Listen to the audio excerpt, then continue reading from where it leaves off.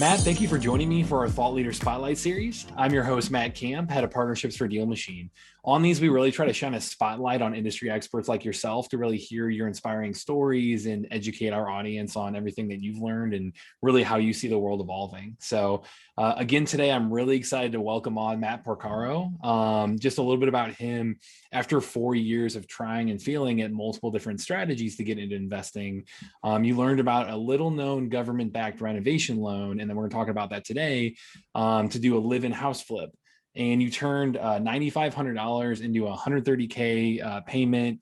Or you turn that down payment into 130K equity, excuse me, 2K a month in passive cash flow in about a year. So I'm really, really excited to kind of dig into that process, hear more about 203K loans, and have you really talk to our audience here. So welcome on, Matt.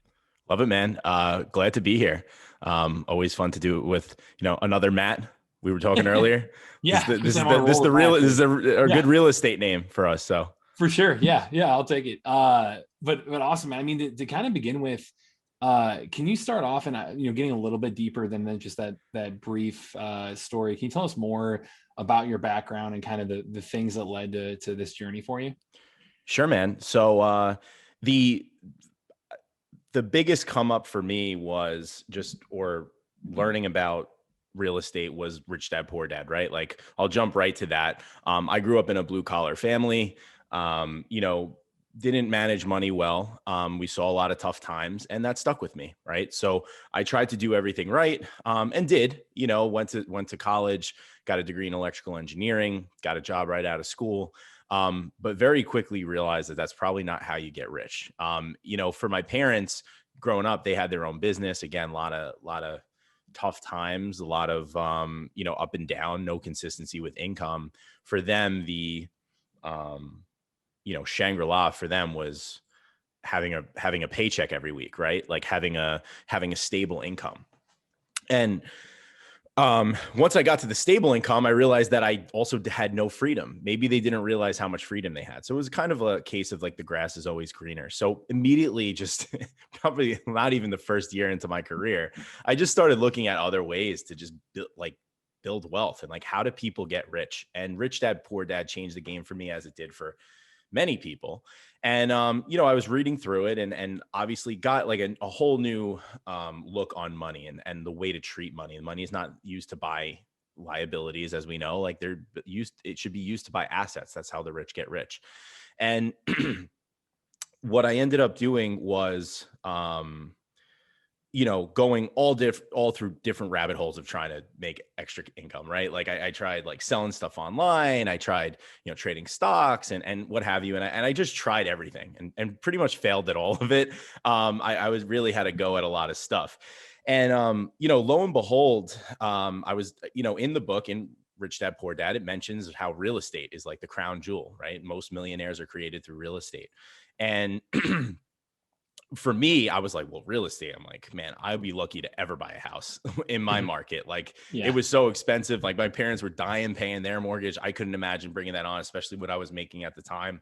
It's like, this is only for like already super rich people that already have a big nest egg. Right. And, but I started doing some research on real estate and, went down the rabbit hole of like, okay, how do I get in with no money? No, no credit, really no real true income yet. Right. And I kind of found out about wholesaling. Right. And that's how a lot of, investors find out about real estate because it's an alluring thing for people to get into the game.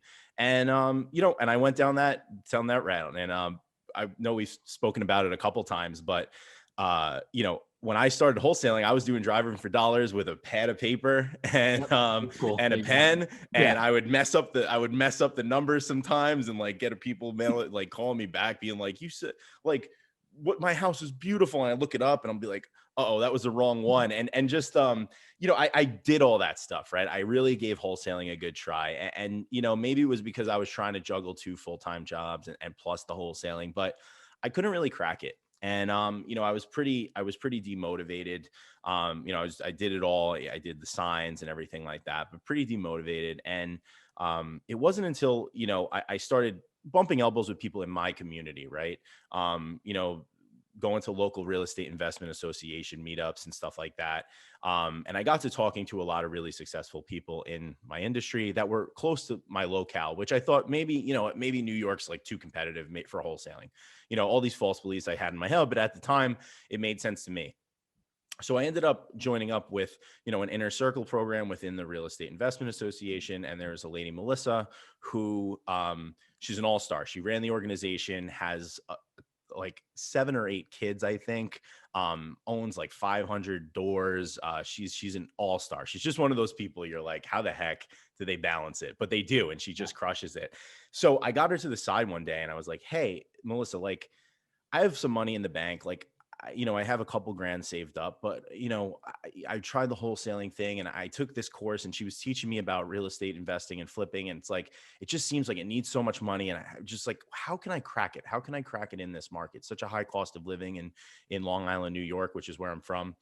And she said, listen, if I could do it all over again, what I would do is I would do a live-in flip using something called a 203K loan.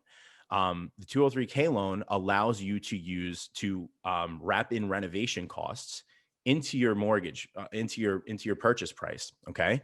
And since it's an FHA loan, it's a government backed loan, you only need to put 3.5% down.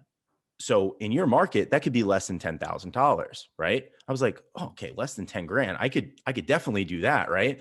So she kind of blew my mind with that, because the crazy thing about it was for 4 years of learning real estate, reading real estate, researching it, I had never once heard about this loan. Yeah. So I went home and I just started like banging on the keyboard, like Google, Bigger Pockets, everything. And I just couldn't find information about it. And it was like kind of, again, demotivating. Like I was just like, what the heck? Like, this seems like it's such an awesome thing. Like, why is there not more information about it? So fast forward a little bit of time, like I was thinking about it again, and I just like made a call to the only lender that I knew. He was a family friend and was like, hey man, I've been saving a little bit up, and do you know anything about a 203K loan? And he's a classic New Yorker, fast talker. He's like, yeah, bro, I'll set you up. Like that'll be awesome for you. We'll get you a foreclosure. We'll get you something good. I was like, wait, I could get foreclosures with it? He's like, yeah, man, you could bid on anything. It acts as cash because you're able. What's great about the 203K loan is you're wrapping the renovation costs into the loan. So banks let you buy foreclosures. They let you buy distressed properties, which is really great because most people think that when there's too much repairs that they need to come in with all cash and renovation loans. So this kind of changed the whole outlook for me. So before I knew it, I'm giving him my social, I'm giving him all my info, and I'm pre-approved, right? For not much. But I started my journey on looking for fixer uppers, right? And lo and behold, I placed a whole bunch of offers, was looking for a lot of stuff. My price range was pretty low. And lo and behold, I found probably the ugliest house on Long Island. It was an absolute dump, but it was something that was close to my wheelhouse. And we got in there, realized it probably needed about $80,000 to $100,000 worth of work. But I found out about house hacking accidentally. For anyone listening, house hacking is when you rent out portions of your property to supplement the income, help pay for the mortgage, right? Or cover the mortgage or then some. And what was cool about this specific property was it was zoned as a legal 2-family. And what I ended up finding out was with FHA loans, and the 203K loan specifically, what you're able to do is you're able to take the future projected income on the other units in the property to help you get approved. Now, at the time, I was a single guy. I was making an entry-level salary. Still, even at the crappiest house in my area, I still couldn't even afford plus the renovation costs, right? So the house was about $270,000, and I knew it needed $80,000 in renovation. That put me at $350,000. I was only really qualified for like $280,000. But when I factored in that future rental income in the other unit, which was over $2,000 a month, I was able to qualify and I was able to lock up the deal. So obviously I want your questions too, but that's kind of how I got there. And then, the story continues from that point, and it was, all history from there. But that's how I got my start, and that's how I got into real estate investing. Yeah. I mean, that's phenomenal. I mean, do you think going through that, when you realize there's just not much information out there, like why do you think that is? Like, can you tell me more around, how you uncover that need? Like why you think that was there to begin with? So I think like anything else, things that are intimidating, people like to shy away from, right? Mhm.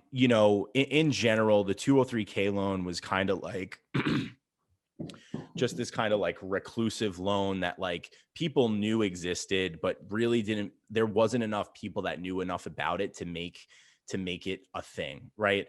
Reason being was, for the average lender, there was just a lot of extra stuff that they needed to learn. I guess for lenders, it's like, why am I going to go try to worry about this crazy loan when I could just go out and do refinances all day, or go out and do regular conventional retail purchase and sales, right? Yeah. So I think that's probably the main reason. And, there's an added level of complexity, right? The 203K is adding, you know, closing on a house, buying a house retail, we know is tough, right? With the amount of paperwork and everything that happens.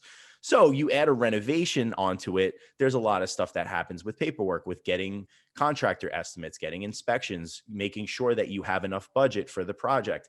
So a lot of that stuff gets put in there. But what I found is, that's what makes it so special. If it was super easy and it was super like a low hanging fruit type deal, it wouldn't be as special as it is. And as I grew my community, which is now the 203K way, which kind of talks about the 203K loan and how people can leverage it and kind of be that resource for people. I've connected with so many other people that have done 203Ks also, and they all say the same thing. They're like, yeah, it's a little tough. But if you know what you're doing and you have the right stuff in place, I mean, you can hit a grand slam. And Yeah. that's what I was able to do with mine. So even with all the complications, it's still super worth it. And what I ended up doing later and what I do now is really, I try to peel the veil away for people, right? I try to peel the complexity away. And for the people that really want to capitalize on it, do a live in flip, build a ton of equity on their first deal, do a house hack, live for free, that type of thing, using this loan, which you only need 3.5% out of pocket. I want to help people do that by teaching them the steps and things that I messed up, and teaching them how to do it the right way so that you could do it Yeah. quickly and efficiently. Yeah. I mean, I love the added house hack bit to it, how that can help you, qualify for an even larger loan like that. Are there Yeah. any other added benefits like that that aren't obvious right away that people should know about? Or Yeah, I mean, I'd say the big ones are just like the the return on investment you can get. So 3.5% down, even if you make 10% equity, right? Mhm. Which on any fix and flip you could probably make, right? Just by being the newest in the market, that 10% boost is probably there. You're tripling your money, right? It's something that I think people don't realize the power of leverage on this loan specifically, just by using that first time home buyer status. Not even first time home buyer. This isn't only for first time home buyers. It's just for owner occupants, right? FHA Right. requires you to live in the property for a year, right? They're saying that this is going to be your new residence. But, when I've spoken to older investors that have been in the game for a long time, that's how a lot of them got their start, right? Like, there's old cool names for stuff now, like the Burr method and house hacking and everything. And my parents house hacked. They didn't call it house hacking. They called it, this is the only way we're going to afford this freaking mortgage, right? They rented out the basement to anyone that would take it, right? Mhm.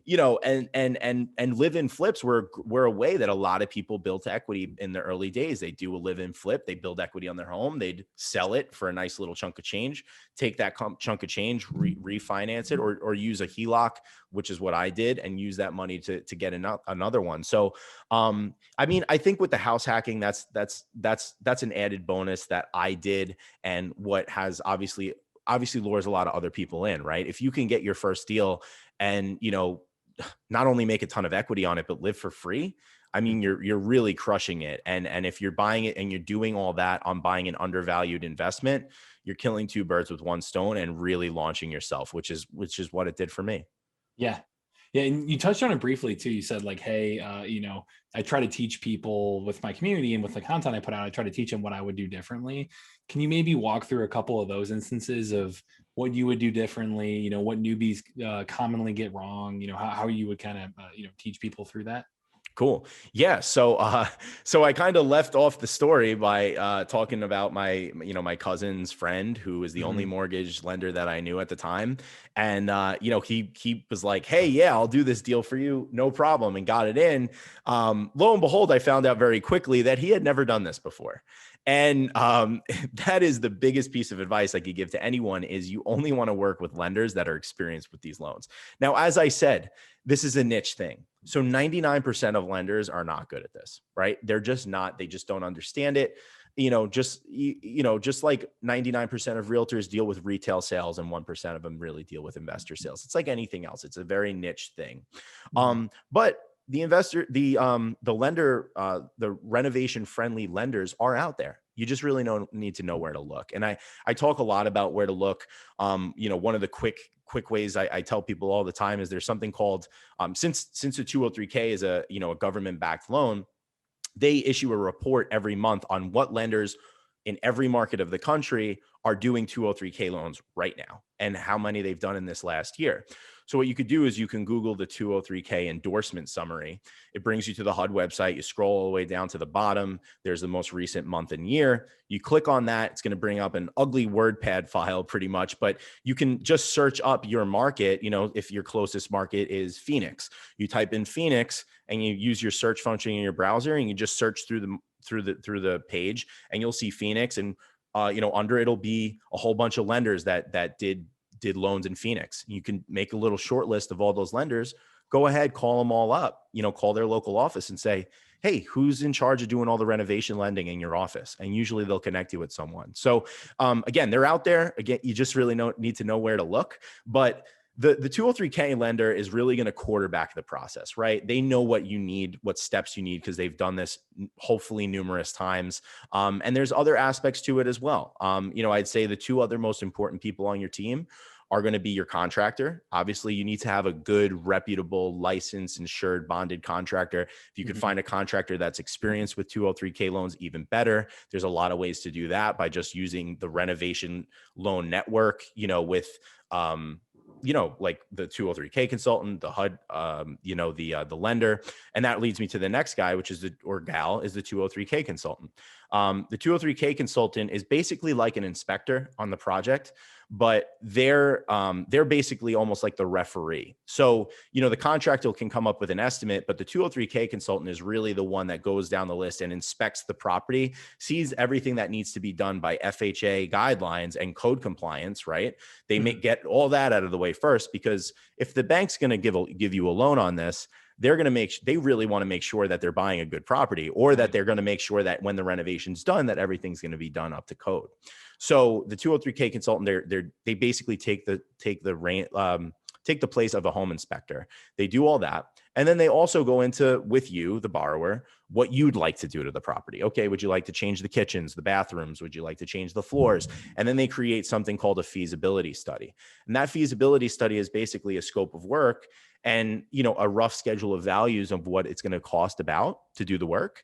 And then that gets relayed to the bank. So the bank makes sure that everything is copacetic and that would be a viable loan. So now you can see there's a lot of moving parts, but it's all done to help you, right? And people kind of see it as a detriment. I see it as a huge help, because for a lot of people, I tell people like the 203K loan is doing a fix and flip on training wheels, right? Because you have all this extra support that you would never have if you went and just did it on your own using private or hard money, right?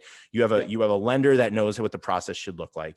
You have a 203K consultant that knows what the process should look like. And hopefully you have a contractor that's familiar with the process as well. And you learn how to create a scope of work. You learn how to, do draws with your contractor. You learn a lot about the process, and it helped me a ton as well. Huh. Yeah, that was my next question, was that rehab process, like going through that, like if you had any kind of framework or specific tips. Obviously the consultant probably really helps, but any tips for our audience would be phenomenal there too. Absolutely. So I'd say the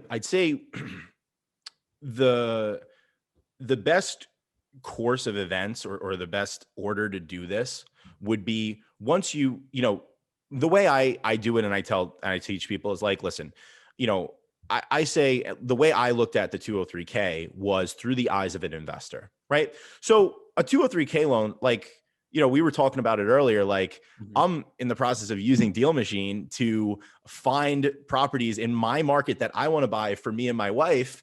And we have a baby on the way, Mhm. and looking to do it to buy our own home, which we're probably going to finance with the 203K. We're just looking for old fixer uppers, and we want to fix them up and live in it long term, right? So 203Ks are not only for like an investment, right? Like they can just be for your forever home as well, right? It allows you to renovate the house to your likings. How often do you see on shows, it's like, oh, well, I don't like the kitchen. Well, if you can finance the cost of the renovation of the kitchen into your loan at 3% over 30 years, I mean, that's chump change, right? And it's great. Mhm. And it lessens the out of pocket, right? So anyway, um, you know, the best process is, number one, to look for distressed properties or look for anything, whatever your criteria is for finding the deals. But once you lock something up into contract, you want to get that 203K consultant in there first, because what they're going to do is they're going to take a completely objective look at the property, right? They don't have any vested interest. They're just a home inspector, similar to like the way a regular home inspector works or an appraiser works.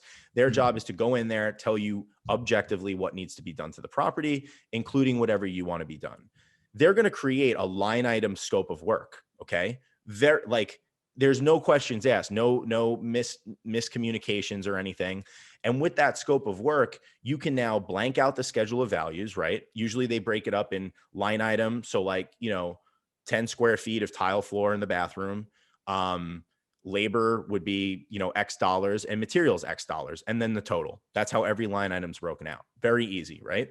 What you do is you take that, they make some rough estimates based on, they know the labor values and material values in their market. Usually Mhm. you blank it out. Usually they'll give you a blank copy, and now you could bring in contractors and you can give them all this sheet. Now they know exactly what you want done to the property, and they can fill in the blank on what their labor and material is going to be on everything.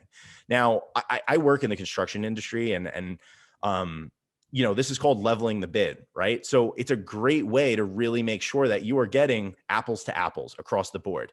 I mean, so many times does it happen where it's like, a contractor comes in at a way cheaper price and you wondered why. And it was because, well, he thought that you just wanted to skim coat the walls, but you really wanted to re-sheetrock the whole place. And he was $10,000 off because he didn't include the new sheetrock, right? So having that extra value of having that 203K consultant create an objective, plan for you is really going to help you find a good contractor. Now, that's the first part of the HUD consultant, and the first part of their job. The second part of the job is so what happens is based on that contractor estimate that comes back, that amount then gets added to your principal amount on your mortgage, right? So in my case, right, I was 270,000. Was the purchase price. And then the contractor estimate was $80,000 plus a 10% contingency was added on top. So my loan was 350,000 all in. Okay. At closing, I am closing on a loan for 350,000. As soon as we close, that 80,000 goes into an escrow account. Okay. Then from there, as the contractor goes through the process, the HUD consultant comes and it does an inspection. They do a draw inspection. So just like you would do on a regular project, you just have now this HUD consultant that comes in. He acts as a referee, which is great because there's no questions asked on, okay, you did X, Y, and Z. You're going to get paid for X, Y, and Z. Right. Growing up in the construction business, my dad had his own small company. I mean, I can't tell you how many times he'd come home and be all pissed off and upset because, an owner was holding back $10,000 on the kitchen because they didn't like the hardware. Right. And they wouldn't pay him because he had to fix the hardware first. Right. So for a contractor, it's really great because the money's guaranteed. Yeah. There's a little extra paperwork for the contractor, but how many times do you have a contractor that knows that the money is guaranteed, right? When you go and hire a contractor normally, or a contractor goes to work for you, you give them a deposit, but you don't give them a proof of funds. Like you never give a contractor the proof of funds, right? So, again, these are all things that are really working together to help you and also help the contracting and help the bank. It helps everybody.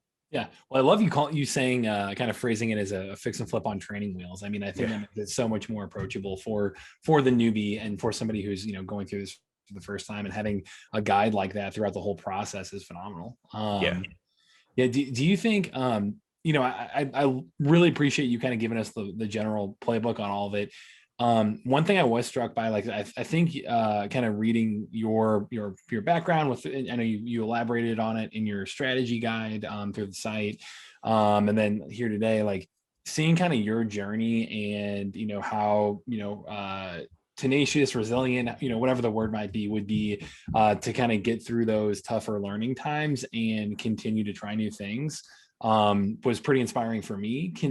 Do you have any kind of mindset tips or any thoughts there of like how you got through those times, or how you advise other people who are having issues right now trying to figure out what to move forward with, and giving them advice? Man, I want to say like I beat myself up probably more than most people should. I had a lot of self-doubt. I've always had a lot of self-doubt. There was just so much failure. And the one piece of advice I could give is just study all the biggest entrepreneurs, all the most successful people in the world. They failed so many times. The reason why they're successful is because they were willing to fail more than anybody else. And I think part of it is just I've always had an entrepreneurial spirit in the sense that like, working the 9 to 5, like, I still have a job. I still have a W-2 job. But it took me years to find a job that gave me a good work-life balance that I love. But real estate allowed me to do that. But, back then it was like, I would look at a job and I'd just be like, I can do more, right? I can do more. And there was just always that desire to do more and just help myself for the better. I have to say another big driver for me was like growing up in an environment where money was just so volatile. And I think more than anything, eh, to no fault of my parents, like, I mean, I love my parents to death, and they did everything they could to provide for me. And they did. I wasn't poor by any means, but there were times where electric got shut off. There were times where we were eating pasta, if we were lucky, a couple times a week, right? Because my dad literally would go years without work. And I think just that feeling of like seeing my parents like absolutely upset because they can't put food on the table, or they can't keep the lights on, or just anything like that is always my driver on like wanting more, right? Like the 9 to 5 and the W-2 is great, but it's great when you have other incomes that, God forbid. I mean, we just saw it this year, right? We saw how fickle the Mhm. society can be with just something like a complete black swan event that no one saw coming. It can just like put millions of people into unemployment overnight. So just, I guess, I call it pig-headed determination sometimes too. Like, I think sometimes I'm like, I'm just too dumb to give up. I don't know. Like, I just, my wife said, I'm also super gullible. It's put me down some pretty bad paths, because I just believe everything will work, and I just give everything a shot, and I always expect everything to work. And I went down, definitely some like tough rabbit holes with like penny stocks and like all kinds of like weird, like shady things that like have a 0% success rate. And, but would still like always just think that I could crack it. And with real estate, I think it was just always a challenge for me. Like, I'm like, I just saw so many people doing it. And I'm the type of person where I feel like if other people can do it, there's no reason why I can't, period. Yeah. Yeah. Well, I feel like you've gotten to that place too, where you really defined your why and what drives you, and that's going to help you continue to take action. Yeah. And Yeah, now I have a new why, yeah. with a baby on the way. So I was going to say, I know yeah, we've been no talking better about it motivation too. than that. Yeah. Yeah. And, and I think it was like, it's like perfect timing, and just like, now like thinking about my family and long term, and again, like why I'm finding deals right now. Like I want to, I'm in a high rise apartment right now. It's overlooking New York City. It's amazing. It's everything me and my wife wanted and we worked so hard for. But now we have a baby on the way, so now we need to get our own home. And just like thinking about this and like how can I provide and like provide for this baby that isn't even here yet. I just care so much about like providing and just being able to do the work that I need to do to be able to provide what I want to and give my family everything that they want. Yeah. I'm with you, man. Um, yeah. Uh, This was phenomenal. I really, really appreciate your time. Can you tell us, with just our whole community, tell them how they can get involved with you? And I know we're going to have, I think it's 203kway.com/free training, Mhm. that link within the description here. So can you tell them more about that as well? Sure. So, obviously, this is a nuanced thing, and there's a lot of details on it, and a lot of people were asking me about it. So, over the years, I've been working on helping other people with it, and my phone's ringing. I'm sorry, but No worries. I've been helping other people with it, and I've seen there's like three fundamental. I call them secrets, but they're not really secrets. They're just three key points that really help you to be successful with leveraging the 203k loan to create a ton of equity, live for free, and hopefully get some cash flow later on. So in the free training, I really go into how to build the team, how to search for deals that are perfect for the 203k loan, and how to leverage these deals and really capitalize and use that money to ultimately go build your portfolio. The first deal is will change your life, but it also won't change your life. It's just one. But I springboarded off of that and used that equity to go and buy more fix and flips. And, just from that one deal alone have created probably 500,000 in equity and profits over the last couple of years, just from that first deal, right? Just from that $9,500 down payment. So I go into that heavy. Yeah. Again, it's the 203kway.com/free training. And listen, it's for anybody that might be interested in just learning a little bit more on how I did it, and what the exact steps would be for them to replicate the process.